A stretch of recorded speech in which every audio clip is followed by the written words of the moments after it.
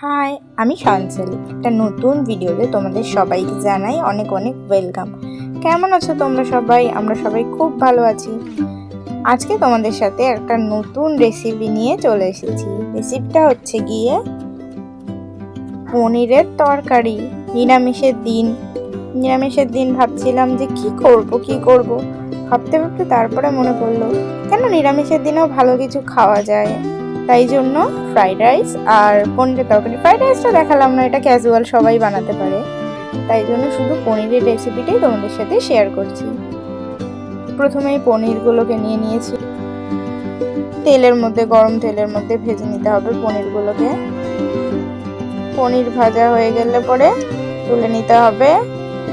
আর লাগবে হচ্ছে গিয়ে ফুলকপি দিয়ে টমেটো দিয়ে পনিরের তরকারি।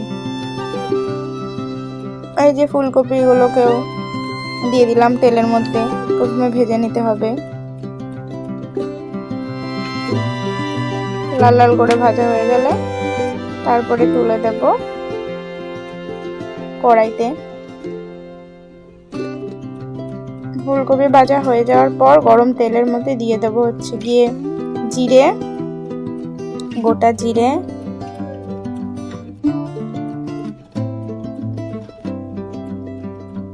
তেজপাতা, শুকনো লঙ্কা,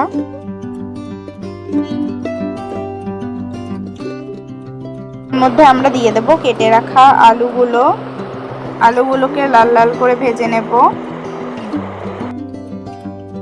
ভেজে নিয়ে দিতে হবে হচ্ছে গিয়ে, মাঝে ক্লিপটা আমি নিতে পারিনি, আমি তখন স্নান করতে গেছিলাম। দিয়ে দেবো হচ্ছে গিয়ে হলুদ গুঁড়ো, লঙ্কা গুঁড়ো, মিক্সিতে পেস্ট করে রাখা আদা জিরে বাটা, সেগুলো দিয়ে দেবো। পেঁয়াজ রসুনের তো আর কোনো ব্যাপার নেই, নিরামিষ। নিয়ে কষিয়ে নেব ভালো করে। কষিয়ে নেওয়ার পর জল দিয়ে দেবো।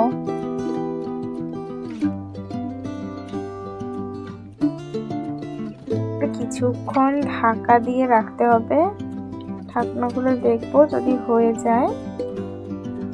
হ্যাঁ, একদম হয়ে গেছে।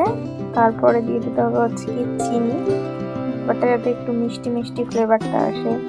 ফ্রাইড রাইসের সাথে আমরা খাবো।